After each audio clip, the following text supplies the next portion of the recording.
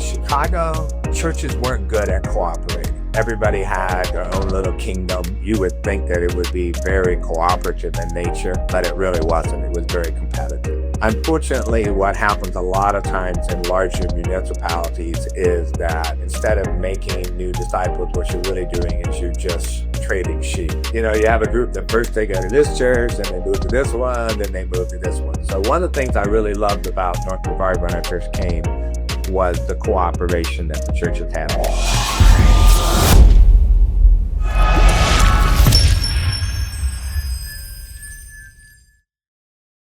Welcome back to the Christians of Brevard podcast. I'm here with Pastor David Price of Great Outdoors Community Church in Titusville. He has served as a pastor for over 3 decades, including 20 years as the lead pastor of First Assembly of God in Wheaton, Illinois.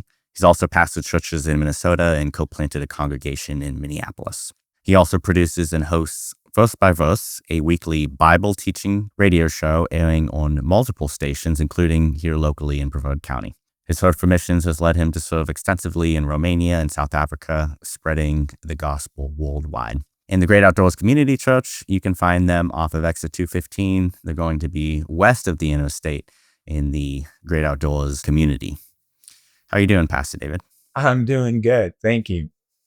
Appreciate you joining the podcast today. I understand that you started at Great Outdoors Community Church in 2012, but the church started, I believe, in 1992. Is that correct? Yeah, that's right. I was in Chicago in the same church for 21 years and got to that empty nester point in life. Both of the kids were out of the house. And so it was like, okay, what do we do for the next leg? And really, really loved the church in Chicago and obviously, you're there 21 years. It was a good experience, but just kind of that transition point. And so I wasn't really seriously looking, but one day I came across the ad on Shepherd's staff for Great Outdoors Community Church. And I don't know, I liked what they were looking for. And I thought my experience was pretty much commensurate with it. So one thing led to another. And so 2012, we started a brand new pastorate. So it's hard to believe it's been that long already. So. Yeah. And you like the community there, I hope, too? It's a marvelous, marvelous community. It really is. It's a very unique community. I was telling my church yesterday that there are less than 12 churches located in an RV and golf community across the United States. There's less than 12 of us. So it's a really unique setting for ministry. I didn't actually realize the community itself was even there until I found it on Google Maps, ventured out to the church. I visited your church here one Sunday. Very lively, though. Huge congregation. I was surprised walking in. It's packed. I mean, there was no seating room, basically.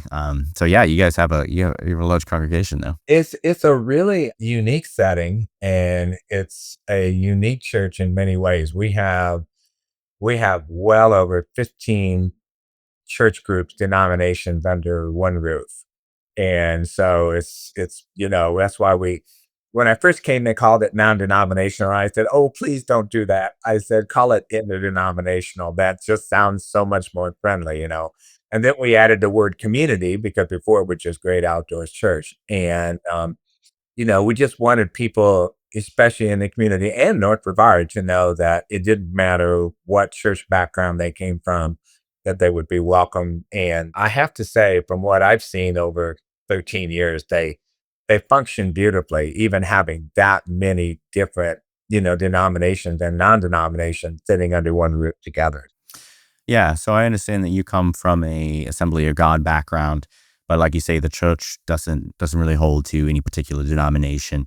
Some people say with a lot of non-denominational churches, they tend to be more Baptist, or they tend to be more, one way or the other. How do you guys kind of sort the denominational collection there? There's a couple things that I think have been really good, and that is that I use the illustration, because we have a bunch of RVers in the park. I've never been an RVer myself, but we have a bunch of RVers in the park, and so I always keep them. The idea is to keep the RV down the middle of the road and just miss both ditches. That's what we're looking for. So obviously, with this many groups under one roof, we can't get real theologically specific about things that would really be matters of choice rather than really matters of faith. So how often we're going to do communion, or are we, are we uh, pre-trib, mid-trib, post-trib, all of those kind of theological things. So what we do is we do a lot of home groups because although we have a nice facility, it's not set up for Sunday school. It was never set up for Sunday school. The whole idea was that they would be doing Bible studies together, either in the fellowship hall or doing it in homes, which is what we really prefer. So we allow latitude for groups to discover the Bible and come to their own conclusion on those more specifically, theological questions. But we just try to keep things down the middle of the road, and it's worked pretty well so far. So you guys do kind of have a separate community there. What's the interaction like with the local Titusville area or Brevard County? We try to really, really be active within our communities. First of all, within the TGO community, and a lot of our people are involved in so many of the different activities and functions that go on within the park. So that helps us because as we're rubbing shoulders with other people in TGO, they can get to know that we're not strange. We're not weird. We're just normal people. We play pickleball. We play bingo. We do all the other stuff that our people do. They're in the nature center. They're involved in the local politics. Some of our people sit on the CSA board, and so that's good. And then with North Brevard, one things we've really worked hard at is to partner with ministries in North Brevard that are doing very worthwhile work. So we just had Kim, the director of Nana's House. I don't know if you're familiar with it, but Nana's House is a major, major ministry for bringing in children that would otherwise be neglected and abused. And they have 8 homes that they've established, and they have house parents for each one. They're totally ministry funded, no government funding whatsoever. And we had an exciting thing happen yesterday. We had Kim in to just give us a 2-minute update. I just felt impressed. We need to raise 5,000 people, $5,000 for these people because they have a major expansion going on. So I kind of wrestled a little bit. Then finally, when it was my turn to get up, I said, "Hey guys, I'm going to really go out on a limb here." I said, "But I really feel that we need to raise at least $5,000 for this ministry." So my wife and I will give the first $500, and I just need 9 other people that will agree to that, and we'll have $5,000 wrapped up. Well, as of this morning, we had $13,000. Wow. People just started standing up spontaneously and saying, "Yeah, I'll do that. I'll do that. I'll do that." And that's the kind of congregation they are. So we love partnering with local ministries in North Brevard that are where the rubber meets the road type of ministry, where they're having an actual physical impact Mhm. on what's happening. So that was just a really, really unusual, very, very unusual circumstance. But if you don't step out, you're not going to know what you can and can't do. So, anyway. So that's been a lot of our involvement with North Brevard is seeking out ministries that are really doing a great job and seeing how our missions committee can partner with them and help them get done what they want to do. I'm not myself as familiar with the ministries in Northern Brevard. I actually come from Southern Brevard, all the way on the other end of the county. My folks have a home in Malibu, which is literally on the total south end of the county. Right, right. So I've kind of been venturing my way up there and recently been interviewing some pastors up there in Titusville. Can you give me a little more insight about some of those ministries that you partner with, or you guys have worked with in the past? What type of work is being done there in Titusville? Aside from Nana's house, there's also a ministry that's stationed out of Merritt Island called Life Recapture. And I'm sure you're familiar that unfortunately for Florida, Florida has so many great things about this state. I think we have great governance. We just have so many good things going for us. Unfortunately, one of the sad parts of Florida is that we are a major human trafficking route. And so there is a just marvelous ministry in Merritt Island. This lady that runs this, her name is Krista Fooley. She picked up on that, had some really, really tough experiences with some people, and started a ministry to try to help these people, what she says, recapture their lives. They provide all kinds of help and assistance and housing and help them find education and jobs. And that's another ministry that we partner with very heavily.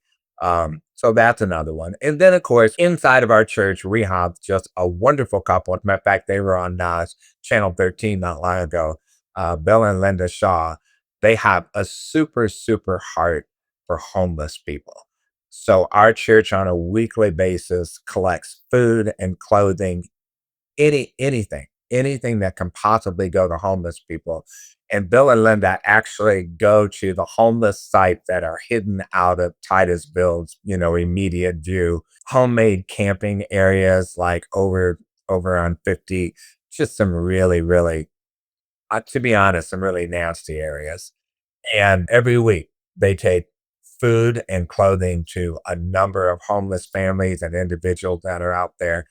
And yeah, a few weeks ago, Channel 13 did a quick video on it. It was just really exciting to see that. So any place where we see that people are doing ministry that will really help people, we want to be involved with that. So we always say, because we are a much older congregation, and we are, I mean, I'm 66, and you might think that's pretty young, but it not in this congregation.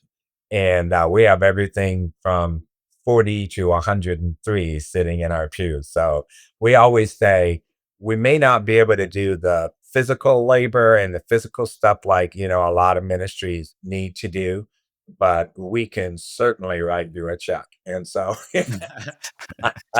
hey, Mm. it all needs to be done, right? Yeah. And, I think like Indian River Community Church and others that we partner with, and, they don't always have a lot of funds on hand because they're the younger churches, a lot of times younger congregations don't have a lot of discretionary money.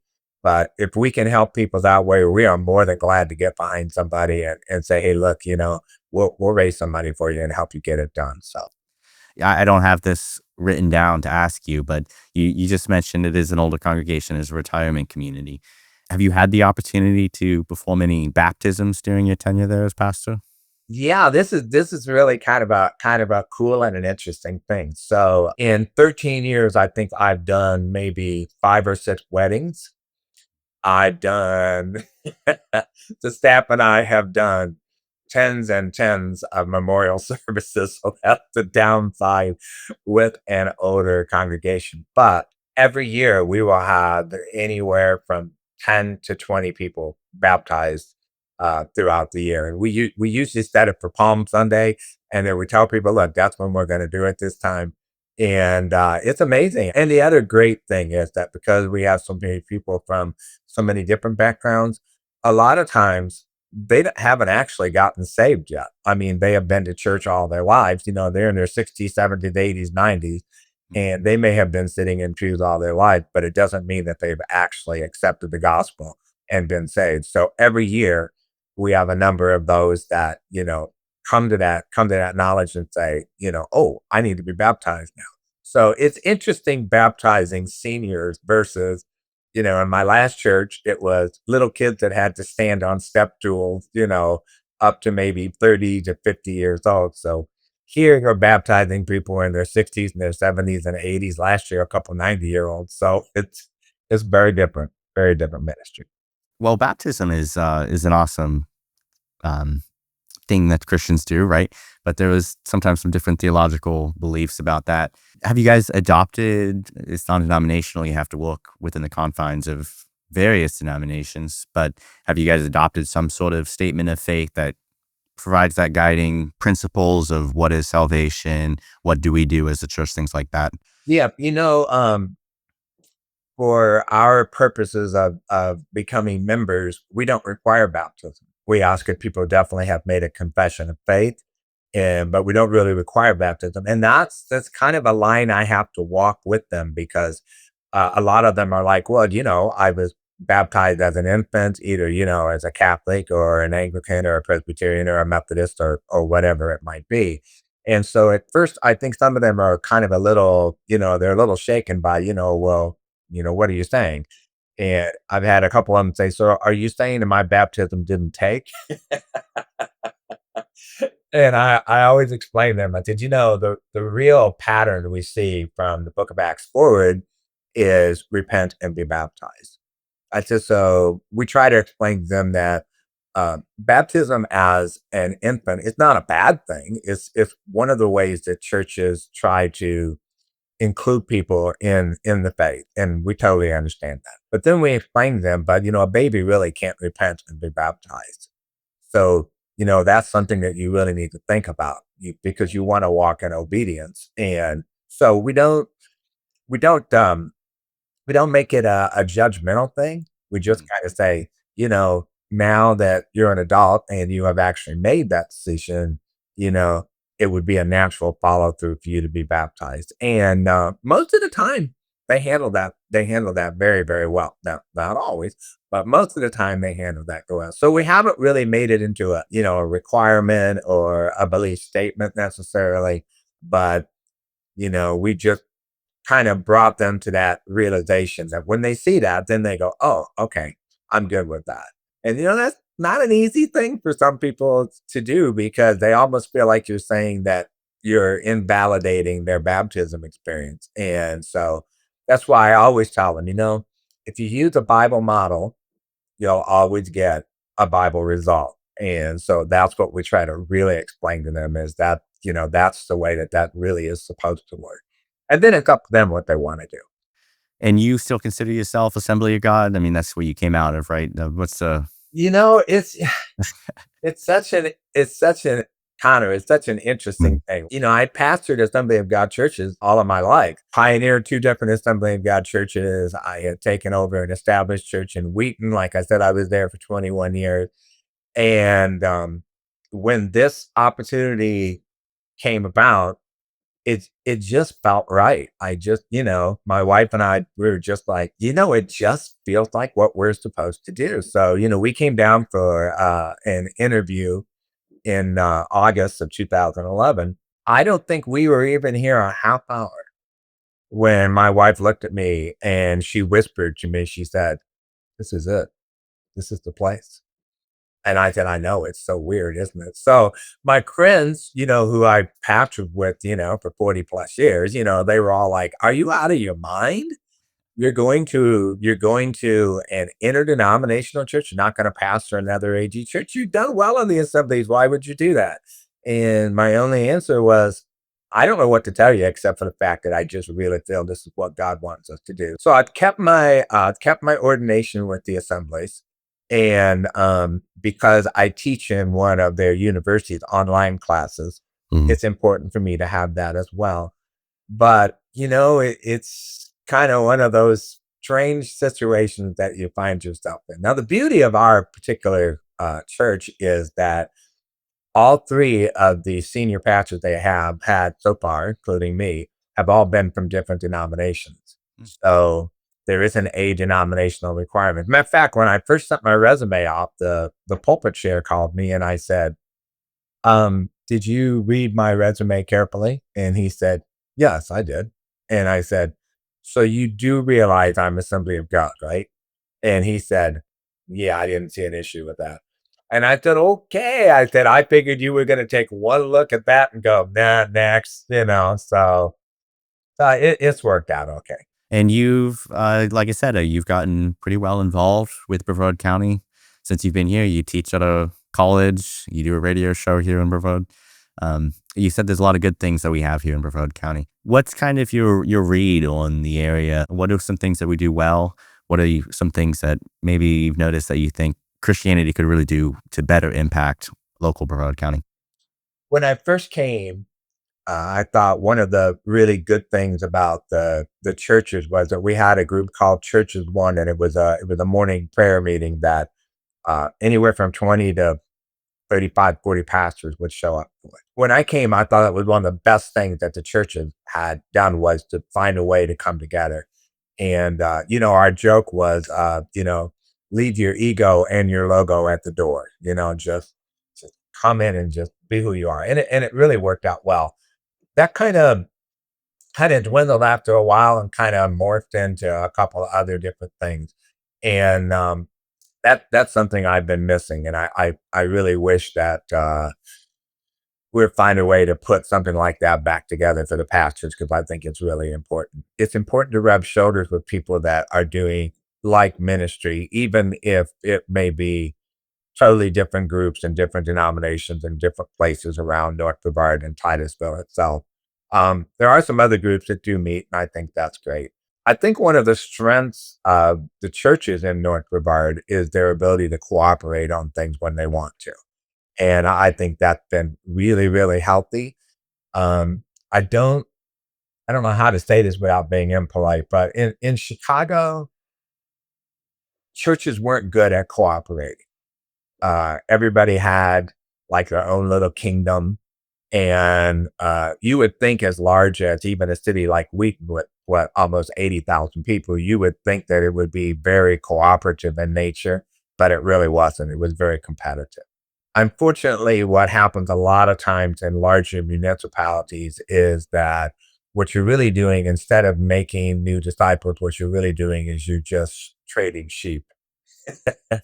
So, you have a group that first they go to this church, then they move to this one, then they move to this one. So one of the things I really loved about North Brevard when I first came was the cooperation that the churches had. So when they had a major event, like we did a couple of events for to support Titusville Police Department and Lives on the Line, we called it, and that was great. All the churches came together and did that. So I appreciated the lack of competition. I thought that was a really, really good thing.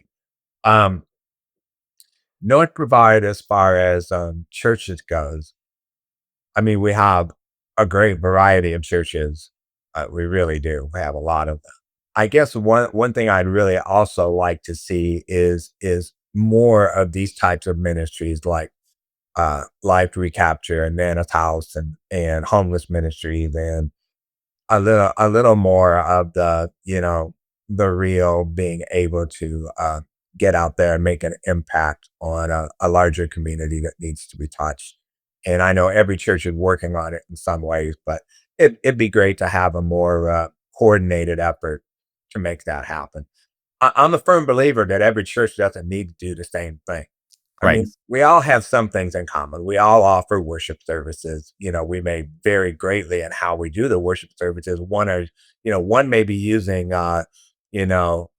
fogging machines and psychedelic lights and hand you an earplug when you come in the door. I mean, some are doing that.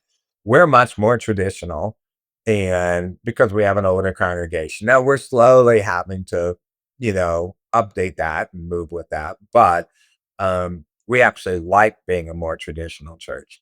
So I don't believe that every church has to try to duplicate what the other church is doing. So if we see a church that's doing something that we can't do or something that we wouldn't do, then it's great to be able to partner with them and say, look, we'll come alongside you and hey, we'll invest in your vision for what you're doing. And that'd be a great thing to have more of that. Yeah.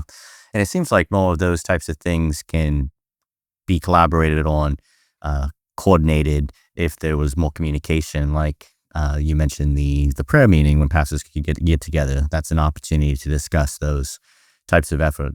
So it would be great. I interviewed Pastor Gary Ginn of Redeemer Presbyterian Church, and he also mentioned that prayer meeting that used to happen. And I guess it's also, he said it, dwindled out. Um, but that seems like it's another thing that's difficult to organize, prayer meetings, because lots of different traditions actually do pray differently. Spontaneous prayer, a lot of Christians are used to that, but then other Christians are used to much more prepared prayers. I'm actually kind of interested in how that dynamic looked. But those types of things really seem like that's the way that we coordinate. We need those opportunities to gather and to share. So I think that would be a really useful effort to restart. Do you think it's possible for that to come back? Any inklings of that? I really hope that it does. One of the things that we've done in the past is when we had new pastors come into the area and they're starting like the couple years ago that we had a new pastor at Indian River City, and then we had a couple other places. And so what we did was we had a morning breakfast brunch thing and invited all the pastors to meet the new pastors. And then that way we got them all together. One of the things that's a little hard for us is that our facility is kind of outside the real city limits of Titusville. I mean, I don't even get to vote for mayor because of Mm, where we are. So we brought them together in our fellowship hall and we said, hey, we want you to meet the new pastors. And we gave each of the pastors a few moments to introduce themselves and talk about, where they were at, what they were doing. That was really good. The prayer dynamic when we did it actually was very simple because what we did was each week a different pastor brought a scripture and they said, let's just pray through this scripture. And so, people that were a little more spontaneous, that worked for them. And if they weren't that spontaneous, that was okay too. And then stopping every once in a while just to break up into smaller groups and say, hey, what's going on in your life that you need prayer for? And again, that can be a scary thing too, because you're like, I don't know if I'm gonna trust this person, with my prayer request or not. But it worked out pretty well. So I'm hoping that in the future that we'll do more of that. And I'm really hoping that it'll happen in Titusville itself because I think Titusville works great as kind of an epicenter for what goes on. And so, you know, I know all three of us pastors at our church, we all miss that. We're kind of like, wow, mm. we do hope that that will happen at some point. So Yeah, I'd love to see something like that take off again. Well, I try to keep this fairly short, 20, 30-minute episodes. So why don't we go ahead and close out? But I want to give you a chance to speak to people that might be interested, looking for a church to attend there in Titusville. They might not be attending a church right now. We get a lot of snowbirds that come down here. I'm sure you're very familiar with that effect there at Great Outdoors, particularly. But a lot of people that visit from out of state that come down here, and then other various people that have moved to the area. It's a popular retirement area. There might be people out there that are looking for a church to attend. How can they get in contact with you guys at Great Outdoors, attend a service, that sort of thing? we have our website, so they can just go to greatoutdoorschurch.org and it's right there. Real easy to find us. Um, People think, oh, because we're in a gated community, they probably can't get in, but you really can. All you've got to do is just drive up to the guard gate and say, I'm going to church, and they'll flip the bar up and let you in. So that's no issue at all. Um, we have services at 10 o'clock on Sunday morning. And one of the things I think is important about us is that we are a more traditional type service. And so we still do hymns, we do choruses as well. I usually lead a chorus right before I preach every Sunday morning, and it's kind of something new we've been doing lately. But we're as the older people are kind of moving away, and that happens. We're getting some younger ones that are coming in. It's interesting that the Great Outdoors Park itself now has a school bus that's actually coming every morning because we have both younger families that are moving into the newer section and we have grandparents that are raising grandchildren. So it's kind of a new dynamic for the park, something that we really haven't seen before in the past. We do focus on having a more traditional format for our services. And so one of the things, unfortunately, that's happening across North Brevard is that as some of the churches are changing pastors and they're getting younger pastors in, they're immediately going to changing all the music formats, everything. And unfortunately for some people that are in maybe their 50s, 60s, 70s, they kind of get locked out of the process, and maybe they're not comfortable with the much newer style of worship that's taking place. So we actually tell people that's one of the reasons we're here. And we do have a number of families that are coming into the park from outside the park for that very reason. Just recently, we've had four new families coming from Christmas, Florida, because their church went through that kind of a change. So we Mm, tell people, hey, every church doesn't have to do the same thing. And if you're looking for something that's a little more traditional, you know, then great.